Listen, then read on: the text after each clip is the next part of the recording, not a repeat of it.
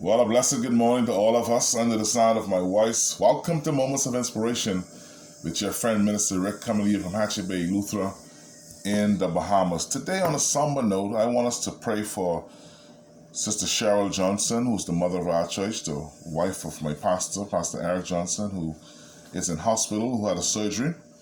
And it is our prayer that God may heal her, revive her, and strengthen her, and bring her back to her normal self. And it's our continued prayer for little Nyla Roberts, who's also in hospital after being shot.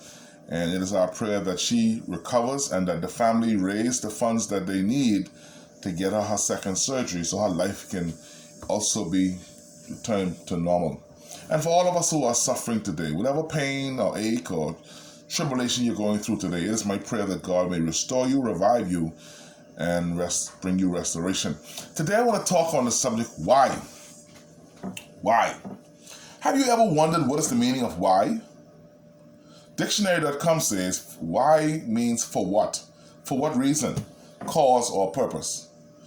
They had a nationwide study in the USA recently, and it was asked, if you could ask God one question and you knew He would answer you, what would that question be?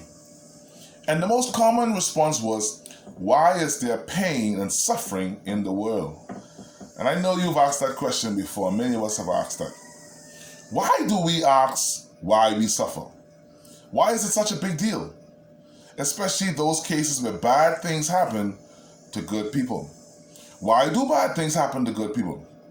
Well, psychologists have their explanations, and it's called cognitive dissonance. Yeah, CD, I can hardly say it. But I'm not a psychologist, and I'm not going to get into that, but if you want to, you can look into it and look it up later. CD, cognitive dissonance. In the business world, why can be inspirational, it can eliminate confusion, it can give your endeavors hope, and it can separate achievement from success, and why positions you to win. You see, it's okay to ask why. We are plagued with questions every day, and we ask the Lord why. A child is born with physical or psychological disorders. Why, Lord? A plane crashes with children and loved ones on board. Why, Lord? A loved one gets sick. Why, Lord? A loved one passes away suddenly. Why, Lord?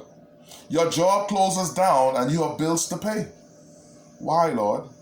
You can't find a job and you have little mouths to feed. And you ask, why, Lord? Your spouse walks out on you. And you ask, why, Lord? The bank forecloses on your mortgage. Why, Lord? Your house catches a fire and burns down. Why, Lord? A 2-year-old baby takes a stray bullet. Why, Lord, we ask? Listen, don't let nobody tell you not to ask God questions. The psalmist David did it all through the Bible religiously. Habakkuk in the Bible did it, and many others. But they did it with respect, and they did it with the knowledge that God would bring them relief and God would bring them answers. So if you have to ask why with respect. You see, only God knows why these things happen, and He allows them to happen. You know, bad things happen to good people, and we ask why. When bad things happen to bad people, sometimes we clap our hands and say, thank you, Jesus. But no, even God knows why those things happen. Here's what my conclusion for us today is. Instead of asking God why, we should ask God how. How can these bad things, these hard things, these atrocities, these sufferings, these illnesses, this divorce, these heartbreaks, how can these be used to bring God glory? How can my granddaughter being shot be used to bring God glory? How, Lord? How?